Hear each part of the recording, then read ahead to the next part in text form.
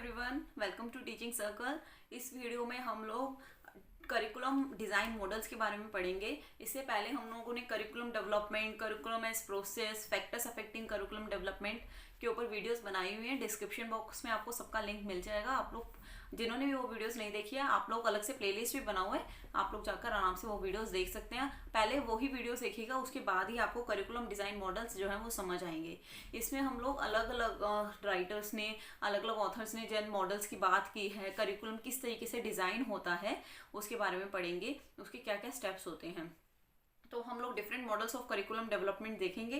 Curriculum development is a complex but systematic process. ये थोड़ा सा कॉम्प्लेक्स है, जटिल होता है, प्रक्रिया है एक तरह से, लेकिन बहुत ही सिस्टमेटिक तरीके से, बहुत ही ऑर्डर वाइज होता है, बहुत ही तरीके से चीज़ें होती हैं, लाइन वाइज चीज़ें होती हैं। बिल्कुल ये नहीं कि कब पहले कोई और चीज़ कर दिया, दूसरा बाद में कर दिया। बिल्कुल सिस्टमेटिक तरीके से होता है, लाइन वाइज चीज़ें चलती हैं। The following models describe curriculum development in order to make this complex activity understandable and manageable. जो ये कॉम्प्लेक्स एक्टिविटी है करिकुलम डेवलपमेंट को, उसको हम अच्छे से समझेंगे और मैनेज करेंगे कि किस तरीके से जो ये करिकुलम डिज़ाइन होता है, इसकी जो एक्टिविटी होती है उसे किस तरीके से मैनेज किया जाता है और समझा जा सकता है।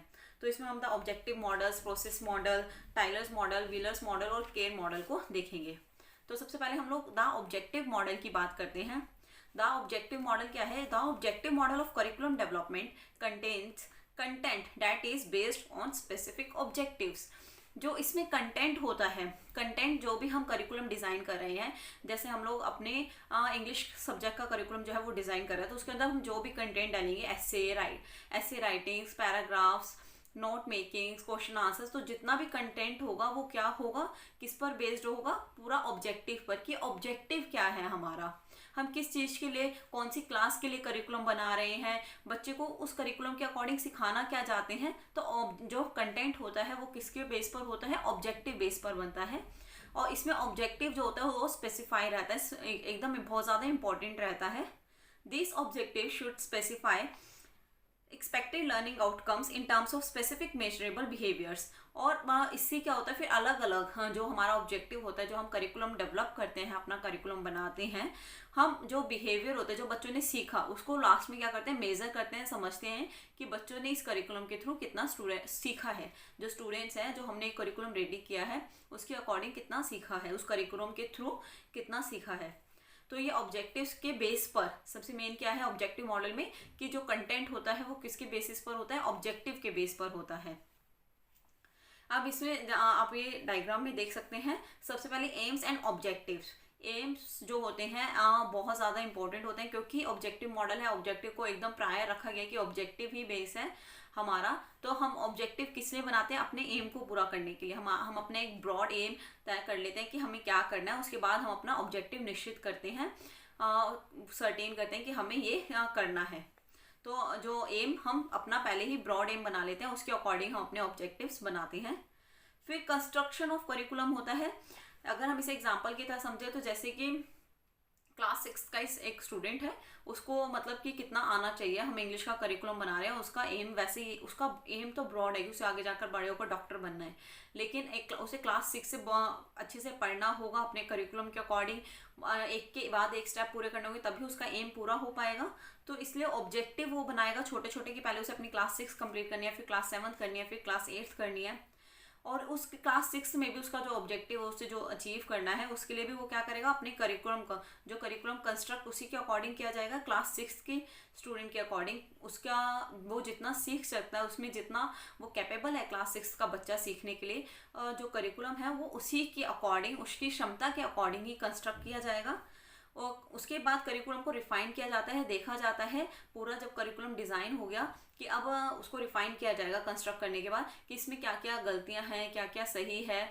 और मतलब सही तो है ना जो हमने करिकुलम बनाया है, कहीं हमने एक्स्ट्रा बहुत सा ऐसी चीज़ें डाल दी जो क्लास 12th के लिए है और हमने क्लास 6 में डाल दिया, पूरा अच्छे से उसे रिफाइन किया जाता है। और लास्ट में उसके बाद कम्युनिकेट किया जाता है टीचर्स के साथ, कि टीचर्स को बताया जाता है, दिखाया जाता है करिकुलम पूरा, कि ठीक है, ये ठीक है, अगर कुछ इसमें ऐड करना है, सब्ट्रैक्ट करना है करिकुलम में तो बता दीजिए। उनको टीचर्स के साथ कम्युनिकेट करके पूरा डिस्कस किया जाता है, और लास्ट में इवेल्युएट किया जाता है, बिल्कुल उसका मूल्यांकन कर दिया जाता है कि ये सही है, ये गलत है। इवेल्युएशन पे छोड़ दिया जाता है कि ये करिकुलम अब जो है वो बन गया है। तो करिकुलम द ऑब्जेक्टिव मॉडल में हमने करिकुलम का डिज़ाइन देखा किस तरीके से होता है। इसमें ऑब्जेक्टिव को मेन रखा जाता है, उसके बाद कंस्ट्रक्ट किया जाता है, करिकुलम बनाया जाता है, उसी अकॉर्डिंग डिज़ाइन किया जाता है जो हमारा ऑब्जेक्टिव होता है। उसके बाद करिकुलम को रिफाइन किया करते हैं, उसमें से क्या सही है क्या गलत है पूरा छांटते हैं, कम्युनिकेट करते हैं टीचर्स के थ्रू कि भाई ये जो हमने करिकुलम डिज़ाइन किया है क्या ये ठीक है, इसमें कुछ ऐड करना है या सब्ट्रैक्ट करना है। उसके बाद लास्ट में इवैल्यूएशन कर दिया जाता है करिकुलम का। तो ये था ऑब्जेक्टिव मॉडल था, जिसमें ऑब्जेक्टिव, मैं दोबारा बोल रही हूँ, बार बार रिपीट कर रही हूँ, जिससे कि जो चीज़ें हैं वो आपकी मेमोरी में अच्छे से स्टोर हो जाएं। तो जो ऑब्जेक्टिव मॉडल है उसमें क्या होगा, इसमें करिकुलम जो है इसमें स्पेसिफिक ऑब्जेक्टिव्स को ध्यान में रखा जाता है और उसी के ऊपर हमारा कंटेंट जो होता है वो बेस होता है। हमारा कंटेंट ऑब्जेक्टिव्स के ऊपर बेस होता है, ऑब्जेक्टिव को ध्यान में रखकर पूरा करिकुलम कंस्ट्रक्ट किया जाता है। अब हम बात करेंगे सेकंड मॉडल की, the process model. Unlike the objective model, this model doesn't consider objectives to be important. Using this model presupposes that, अब जैसे ऑब्जेक्टिव मॉडल में क्या था, ऑब्जेक्टिव्स को बिल्कुल मेन रखा गया था, स्पेसिफिक रखा गया था, कंटेंट जो था वो ऑब्जेक्टिव के ऊपर ही बनाया गया था। अब प्रोसेस मॉडल में उससे थोड़ा सा अलग होता है, उसमें बिल्कुल ऑब्जेक्टिव्स को फोकस नहीं रखा जाता। Content has its own value, therefore it should not be selected on the basis of the achievement of objectives. अब इसमें प्रोसेस मॉडल में क्या कह रहे हैं, अब देखो वर्ड से ही पता चल रहे हैं। ऑब्जेक्टिव मॉडल में पता चल रहा था कि ऑब्जेक्टिव जो है उसको हमने इंपॉर्टेंट रखा है, उसको हम बिल्कुल हाईलाइट करके उसको स्पेसिफिक ऑब्जेक्टिव्स लेके अपनी चल रहे हैं। अब प्रोसेस मॉडल में क्या होगा, प्रोसेस क्या होता है, एक तरह से उसको हिंदी में प्रक्रिया बोला जाता है। प्रक्रिया हिंदी का शब्द है प्रोसेस का, तो प्रक्रिया, अब वो बोल रहा है जो प्रक्रिया है, जैसे जो हमारा कंटेंट है, कंटेंट रख के जैसे हम ऑब्जेक्टिव मॉडल में ऑब्जेक्टिव्स को फोकस कर रहे थे, तो ये बोल रहा है जो हमारा कंटेंट है, जो प्रोसेस है, वो ज़्यादा इम्पोर्टेंट है रेदर देन ऑब्जेक्टिव्स, कि ऑब्जेक्टिव से ज़्यादा हमारा जो कंटेंट है वो ज़्यादा इम्पोर्टेंट है। प्रोसेस मॉडल में वो कह रहा है कि ऑब्जेक्टिव से ज़्यादा कंटेंट इम्पोर्टेंट है, कंटेंट की भी अपनी वैल्यू होती है। आप कोई भी जो भी प्रक्रिया चल रही है उसकी भी अपनी वैल्यू, अगर आप वो प्रोसेस ही नहीं करोगे, प्रक्रिया ही अच्छे से नहीं करोगे, तो आप अपना कोई भी ऑब्जेक्टिव पूरा कर ही नहीं सकते हो। इसलिए वो बोलता है कि कंटेंट की भी अपनी एक वैल्यू है। Therefore it should not be selected on the basis of achievement of objectives. इसलिए कंटेंट सिर्फ इस पर बेस नहीं होना चाहिए कि हमारा ऑब्जेक्टिव ये है। हमारा जो कंटेंट है सिर्फ ऑब्जेक्टिव को ही ध्यान में नहीं रखेंगे हम लोग, और भी चीज़ों को हम लोग ऐड करेंगे और हम अपने कंटेंट पे भी पूरा फोकस करेंगे कि कंटेंट कितना डीप है, कंटेंट को कितने अच्छे से ऑर्गेनाइज किया गया है, जिससे कि स्टूडेंट जो है वो और भी अच्छे से चीज़ों को समझ पाएँ। सिर्फ ऑब्जेक्टिव को ध्यान में रख के नहीं करना है, कंटेंट का भी अपना वैल्यू होता है। Content involves procedures, concepts, criteria that can be used to appraise the curriculum. अब वो कह रहे हैं कि कंटेंट जो है वो ही करिकुलम को अप्रेस करता है, वो ही करिकुलम को एक उभारता है, वो ही करिकुलम को बताता है, करिकुलम में एक नई जान डालता है। तो कंटेंट में हम और भी अच्छे से उसे डीपली देखेंगे, कंटेंट का प्रोसीजर क्या है, क्या हम प्रोसीजर अपनाएं अपने कंटेंट के लिए, कैसे कैसे हमें कंटेंट करना है, कॉन्सेप्ट्स पर पूरा फोकस होना चाहिए, क्राइटेरिया क्या है। तो ये सारी चीज़ें वो कह रहे हैं कि कंटेंट में हमें ध्यान रखना है, और कंटेंट की भी अपनी बहुत ज़्यादा वैल्यू है। बिना कंटेंट के हम लोग ऑब्जेक्टिव जो है वो ऑब्जेक्टिव तक नहीं पहुंच सकते हैं। Translating content into objectives may result in knowledge being distorted. अगर कंटेंट है उसको हम ऑब्जेक्टिव में ट्रांसलेट करेंगे तभी जाकर हम जो है वो नॉलेज ले पाएंगे, हम तभी ज्ञान समझ पाएंगे, ज्ञान को चीज़ें कर पाएंगे जब हम अपने ऑब्जेक्टिव को पूरा करने के लिए कंटेंट पे पूरा फोकस करेंगे। कंटेंट के बिना हम ऑब्जेक्टिव तक नहीं पहुंच सकते। Learning activities have their own value and can be measure in terms of their own standard. जो लर्निंग एक्टिविटीज़ हैं, जो कंटेंट हमने जो हमने रेडी किया है उसमें लर्निंग एक्टिविटीज़ भी हमने जो ऐड की है उसमें भी उनकी भी अपनी वैल्यू है। वो भी क्या करते हैं, वो हमारे स्टैंडर्ड को मेज़र करते हैं, हम उसे अपना माप सकते हैं। मतलब कि जो हमारा लर्निंग एक्टिविटीज़ है वो भी बहुत ज़्यादा इंपॉर्टेंट है कंटेंट में। सिर्फ एक ऑब्जेक्टिव तक जाना ही हमें नहीं, हमें सिर्फ पास नहीं होना क्लास से, हमें बहुत सी चीज़ें सीखनी भी हैं। लर्निंग एक्टिविटीज़ की थ्रू अपनी नॉलेज को इंक्रीज करना है, एकदम डीप कॉन्सेप्ट समझने हैं जिससे कि हमें आगे भी ईजी रहे। Content and methodology are derive from the goals, each of them has outcome that can be evaluated. Content होता है, मेथोडोलॉजी होती है। मेथोडोलॉजी टीचर का पढ़ाने का तरीका जो है, जो भी हम मेथोडोलॉजी यूज़ कर रहे हैं, मेथड यूज़ कर रहे हैं, कंटेंट और मेथोडोलॉजी दोनों ही गोल से निकले हैं। गोल से ही आए हैं, कंटेंट और मेथोडोलॉजी पे पूरा फोकस होगा तब गोल तक पहुंचेंगे। Each of them has outcomes that can be evaluated, सबका अपना आउटकम होता है, सबका एक आउटकम रिजल्ट निकलेगा और उसके बाद उसे इवेल्युएट किया जाएगा। तो इसमें क्या बोल रहे हैं, इसमें वो लोग बोल रहे हैं प्रोसेस मॉडल में कि सबसे पहले कंटेंट की अपनी वैल्यू होती है, हम कंटेंट पे पूरा फोकस करेंगे, प्रोसीजर, क्राइटेरिया और उसका कॉन्सेप्ट समझेंगे। उसके बाद हम लोग उसमें लर्निंग एक्टिविटीज़ ऐड करेंगे जिसके थ्रू अपनी नॉलेज को इंक्रीज करेंगे। थर्ड, उसके बाद वो बोल रहे हैं कि कंटेंट और मेथोडोलॉजी दोनों ही जो है वो गोल से निकले हैं और हमें क्या करना है, सबके आउटकम्स निकलेंगे। उनके बाद जो हमने कंटेंट पढ़ा दिया, जो टीचर का मेथोडोलॉजी था, सब कुछ हो गया, उसके बाद हम इवेल्युएट करेंगे सब चीज़ों को, सब चीज़ों का मूल्यांकन करेंगे कि कितना स्टूडेंट ने सीखा है और कितना नहीं सीखा है, क्या सीख पाएंगे और क्या नहीं सीख पाएंगे। The evaluation resulting from the outcome are fed into goals, which will later influence the content and the methodology. Unlike the objective model, there is no direct evaluation of the content and methodology. इन्होंने बोला है कि जैसे objective model में सिर्फ हमने evaluation करके छोड़ दिया था, तो वो बोल रहे हैं कि सिर्फ हम इसमें इवैल्यूएशन करके छोड़ेंगे नहीं, अगर जो हम इवैल्यूएट करेंगे उसका जो रिजल्ट होगा वो हमारे कंटेंट और मेथोडोलॉजी को इफेक्ट करेगा। उसके बाद हम क्या करेंगे, कंटेंट और मेथोडोलॉजी में चेंजेस करेंगे कि ठीक है, ये हमने इवैल्यूएशन किया, ये चीज़ें निकली हैं, अगर इसमें सही गलत नहीं है तो हम कंटेंट और मेथोडोलॉजी पर उसका इफेक्ट करके उसमें चीज़ें थोड़ा बहुत चेंज करेंगे और उसके बाद अपने एक ऑब्जेक्टिव तक पहुँचेंगे। तो ऑब्जेक्टिव मॉडल और प्रोसेस मॉडल दोनों हमने देख लिया है। ऑब्जेक्टिव मॉडल में एक बार दोबारा शॉर्ट में रिपीट कर रही हूँ कि उसमें एम ऑब्जेक्टिव्स पे पूरा फोकस किया जाता है। वो बोलते हैं कि कंटेंट जो होता है वो ऑब्जेक्टिव पे ही बेस होता है, लेकिन और उसके बाद लास्ट में इवैल्यूएट कर दिया जाता है। और लेकिन प्रोसेस मॉडल क्या कह रहा है, प्रोसेस मॉडल कह रहा है कि जो कंटेंट है उसकी भी अपनी वैल्यू है, हमें डीपली कंटेंट को एकदम जाकर समझना चाहिए और जब हम कंटेंट अच्छे से समझ लेंगे उसके बाद हम अपना कंटेंट और मेथोडोलॉजी में इवैल्यूएशन के बाद इवैल्यूएशन करेंगे, इवैल्यूएट करेंगे चीज़ों को, और मूल्यांकन के बाद दोबारा हम क्या करेंगे, कंटेंट और मेथोडोलॉजी में चेंजेस करेंगे अगर हमें लगता है कि ये ठीक से नहीं हुआ है तो। अब इसका हम थर्ड मॉडल देखेंगे। थर्ड मॉडल है टाइलर्स मॉडल। टाइलर मॉडल क्या है करिकुलम डेवलपमेंट का? टाइलर मॉडल पहले 2-3 क्वेश्चंस पूछता है कि कैसे होना चाहिए। उसका फर्स्ट क्वेश्चन है what educational purpose should the school seek to attain, क्या पर्पस है जो स्कूल अटेन करना चाहता है, क्या एजुकेशनल पर्पस है ऐसा। Next, what educational experiences can be provided that are likely to attain this purposes, क्या प्रोसेस, ऐसे क्या एक्सपीरियंस स्कूल में प्रोवाइड किए जाएंगे जो इस पर्पस को अटेन करने में हेल्प करेगा। Third, how can this educational experiences be effectively organise, कैसे हम इन एजुकेशनल एक्सपीरियंसेस को ऑर्गेनाइज कर सकते हैं। How can we determine whether this purposes are being attain, जो पर्पसेस हमने सोचे थे क्या वो अटेन हो गए हैं, कैसे उसे अटेन किया जाएगा। तो टाइलर्स ने पहले एजुकेशनल के ऊपर अपने बहुत से क्वेश्चंस पूछे, उसके बाद टाइलर ने अपना मॉडल दिया है कि करिकुलम को कैसे डिज़ाइन करना है। हमने ऑब्जेक्टिव मॉडल देख लिया, प्रोसेस मॉडल देख लिया, अब हम टाइलर का मॉडल देख रहे हैं कि टाइलर क्या कहते हैं कि किस तरीके से हमें करिकुलम डिज़ाइन करना है। तो वो कहते हैं कि हमें पहले ऑब्जेक्टिव अपना फाइनल करना है कि ये हमारा ऑब्जेक्टिव है और ऑब्जेक्टिव के थ्रू ही हम अपना आगे जो है वो अपना लर्निंग एक्सपीरियंस करेंगे।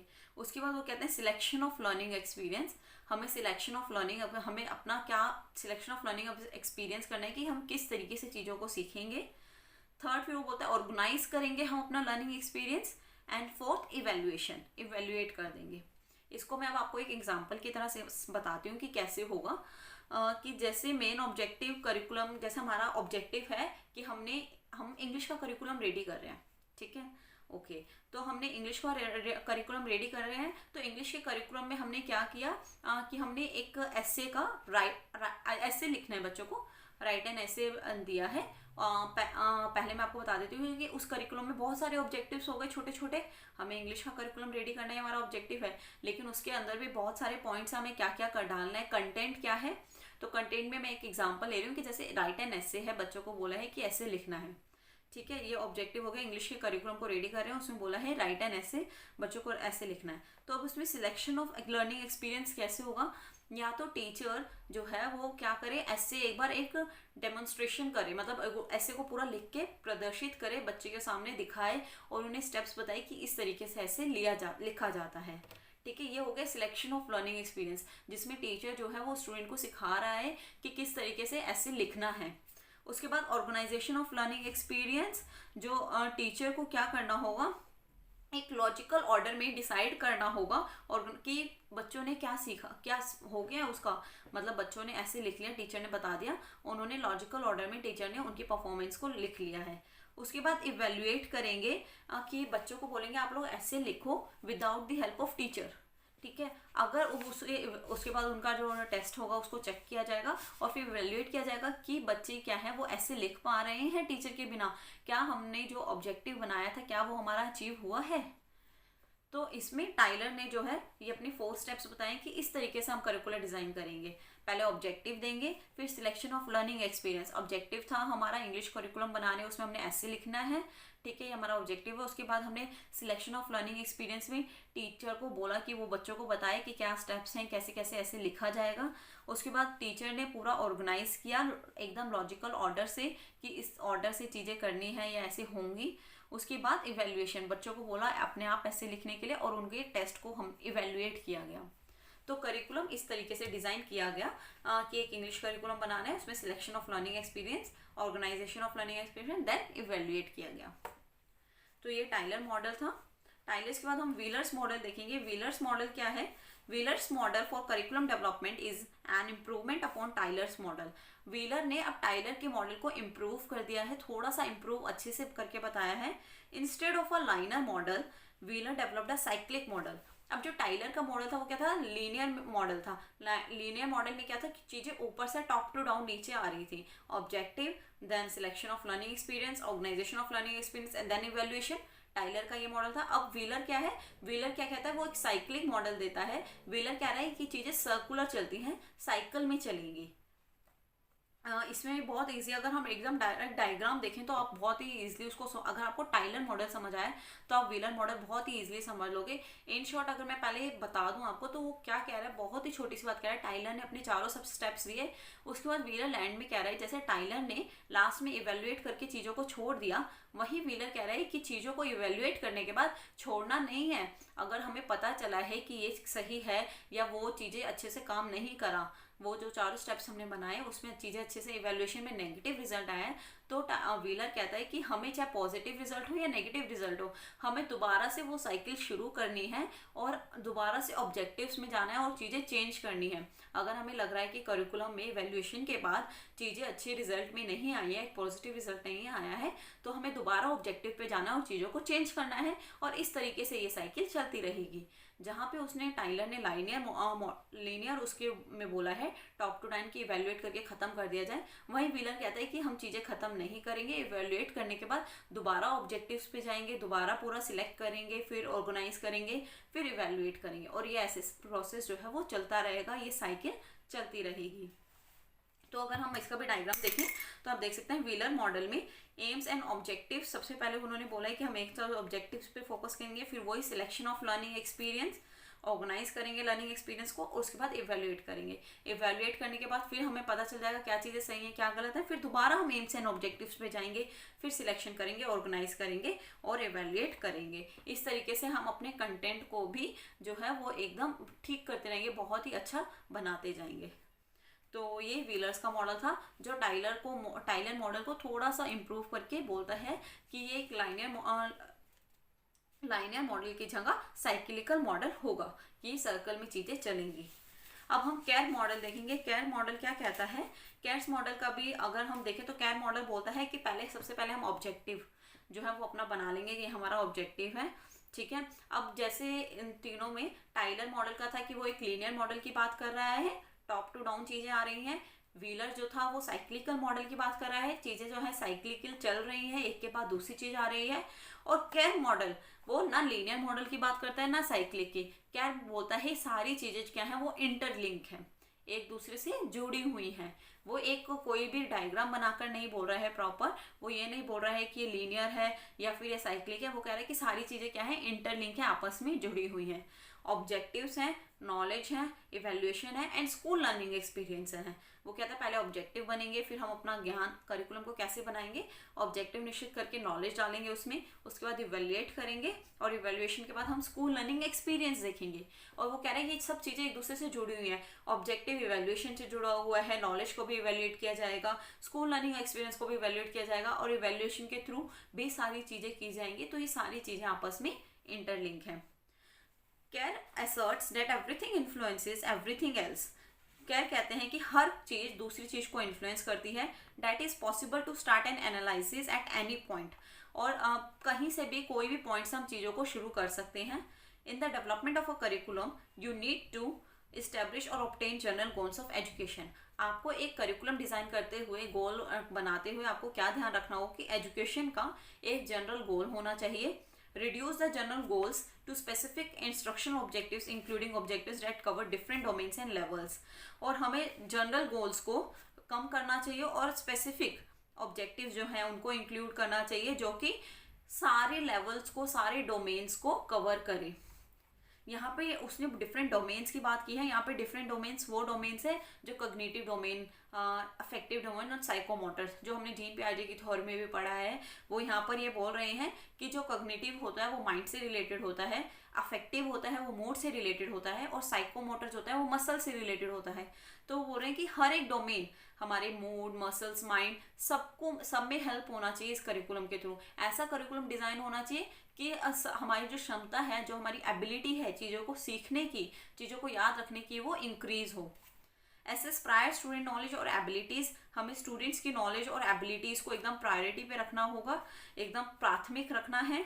Break learning into small sequential steps. हमें जो लर्निंग है उसको छोटे छोटे स्टेप्स में डिस्ट्रीब्यूट करना है जिससे कि लर्निंग जो है वो ईजी हो पाए। टीचर का बिहेवियर हमें आइडेंटिफाई करना है, स्टूडेंट बिहेवियर आइडेंटिफाई करना है, डिस्क्रिप्शन लिखना है, लेसन पर एवेल्युएट करना है इन जो भी आउटकम हमने अचीव किए हैं। तो केयर जो है वो बहुत ही सिंपल सी चीज़ कह रहा है कि हम करिकुलम डिज़ाइन के लिए बस हमें ये सारी बातें ध्यान रखनी है, बाकी हम ऑब्जेक्टिव हो, स्कूल लर्निंग एक्सपीरियंस हो या इवेल्युएशन हो, वो सब आपस में इंटरलिंक करते हैं, कहीं पे भी किसी भी पॉइंट से शुरू कर सकते हैं। तो ये केयर कह रहा है। यहाँ पे हमने डिफरेंट डिज़ाइन मॉडल्स देखे हैं कि करिकुलम किस किस तरीके से बनता है। ऑब्जेक्टिव मॉडल में कहा गया ऑब्जेक्टिव्स पे फोकस किया जाएगा। प्रोसेस मॉडल कहता है कि कंटेंट पे फोकस ज़्यादा करो, कंटेंट की अपनी वैल्यू है। टाइलर मॉडल कहता है इवेल्युएट करके चीज़ों को छोड़ दो। व्हीलर्स कहता है कि नहीं, इवेल्युएट करने के बाद दोबारा एम्स एंड ऑब्जेक्टिव्स पे जाओ और चीज़ों को जो है वो साइकिल मोड पर रखो, जिससे कि हम उसमें जो अच्छे से पॉइंट डाल सकें और जो भी हमें रिड्यूस करना है वो हम हटा पाएँ। उसके बाद लास्ट में केयर कहता है कि सब चीज़ें आपस में इंटरलिंक है, बस हमारे कुछ स्पेसिफिक गोल्स होने चाहिए कि हमें इस तरीके से करिकुलम डिज़ाइन करना है, उसके बाद सारी चीज़ें आपस में इंटरलिंक करती हैं। टाइलर लीनियर मॉडल के बारे में बात करता है, व्हीलर्स जो है वो साइक्लिक मॉडल कहता है, और केयर कहता है चीज़ें जो है वो इंटरलिंक है। ये वीडियो थोड़ा सा बड़ा हो गया क्योंकि हमने एक ही वीडियो में सारे मॉडल्स पढ़ लिए हैं, लेकिन आप लोग बिल्कुल प्लीज़ पेशेंस से वीडियो देखिएगा, आपको पूरा समझ आएगा। अगर कहीं पे भी कोई भी डाउट हो तो आप मुझसे नीचे कमेंट सेक्शन में पूछ सकते हैं।